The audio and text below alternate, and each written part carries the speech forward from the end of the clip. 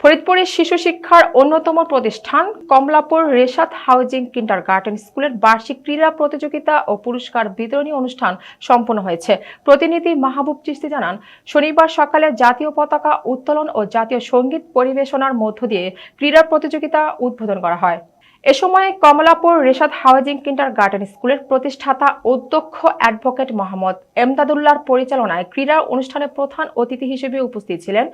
বিসিক খুলনা অঞ্চলের সাবেক আঞ্চলিক পরিচালক সুভাষ কুমার বিশ্বাস। এ সময় অন্যান্যদের মধ্যে ফরিদপুর সিটি কলেজের বাংলা বিভাগের সাবেক অধ্যাপক মুজিবুর রহমান, ফরিদপুর বিসিকের সাবেক